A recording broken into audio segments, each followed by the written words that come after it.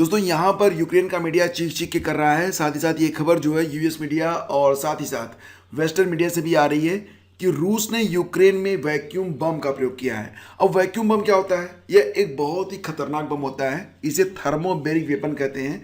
और इसमें होता क्या है?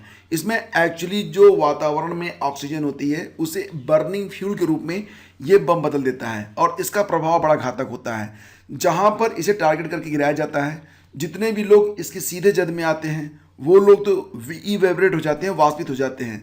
लेकिन अगर मान लेते हैं कि आप कुछ दूरी पर खड़े हैं तो वहाँ की जो ऑक्सीजन है वो भी बर्न होने लगती है। मतलब जब आप सांस लेंगे तो उस समय आपका दिमाग जिंदा है, हर चीज़ को सेंस कर सकता है और ऐसी कंडीशन में आपके लंग्स बर्न होने लगेंगे, जलने लगेंगे। यानी कि यह एक बहुत ही बुरी मौत मारता है जिसको भी अपनी जद में लेता है। फिलहाल जिनेवा कन्वेंशंस का हवाला देकर यूक्रेन ये कह रहा है कि यह एक वार क्राइम है जो कि रूस ने किया है। तो हाल ही में वैक्यूम बम के प्रयोग का एक वीडियो भी सामने आया है, लेकिन इसकी प्रामाणिकता क्या है, यह मतलब ये सत्य है या नहीं है, तो यह अभी प्रमाणित नहीं हो सका है। हालांकि वीडियो को एक न्यूज़ एजेंसी ने पब्लिश किया है। ये वीडियो मैं आपको दिखाता हूँ।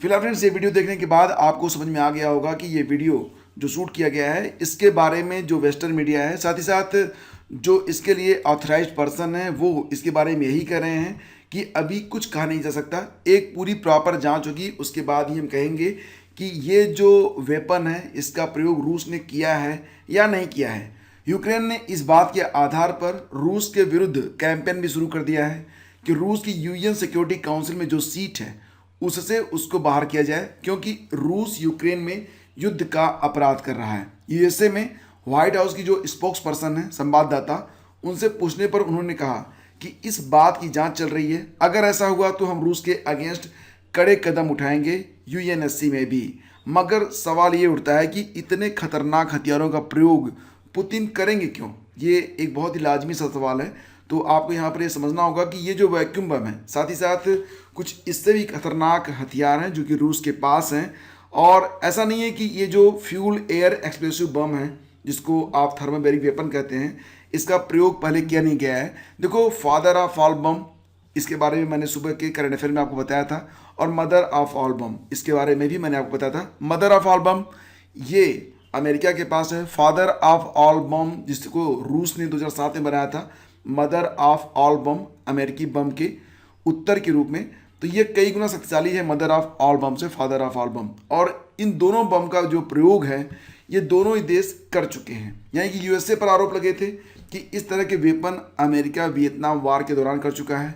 यूएसएसआर पर आरोप लगे थे कि उन्होंने जब लड़ाई चल रही थी रूस और चाइना के बीच, मतलब यूएसएसआर और चाइना वार के समय, तो उस समय चाइना के अगेंस्ट इस प्रकार के वेपन यूज में लाए गए थे।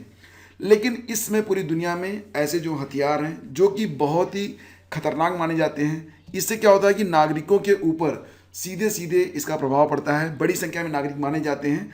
तो 1993 में 1993 में यूएस डिफेंस इंटेलिजेंस एजेंसी ने एक रिपोर्ट जारी की थी और उसमें यह कहा गया था कि अगर, पहली बात तो ये कि युद्ध होने ही नहीं चाहिए, अगर युद्ध होता भी है तो जब भी दो देश लड़ें तो वो एक दूसरे के जो सैन्य ठिकाने हैं उसको ही टारगेट करें, और जो सिटीजन्स हैं, जो नागरिक हैं, जो सिविलियंस हैं, उन पर हमले ना किए जाएं। और ऐसे हथियार जैसे कि ये मैंने आपको बताया फादर ऑफ ऑल बम और मदर ऑफ ऑल बम के बारे में, ऐसे जो थर्मोबैरिक वेपन होते हैं, जो न्यूक्लियर वेपन होते हैं, और साथ ही साथ जो ऐसे केमिकल वेपन होते हैं, तो ऐसे वेपन्स का प्रयोग न किया जाए, क्योंकि ऐसा करने पर यह एक मानवाधिकार के विरुद्ध होता है। और ऐसी स्थिति में बड़ी संख्या में जो आम नागरिक होते हैं वो एक बुरी मौत मारे जाते हैं। तो ये हथियार जो है ये मानवाधिकार के विरुद्ध है। तो इसके बाद दुनिया में ऐसे हथियारों के प्रयोग में कमी थोड़ी सी देखी गई है।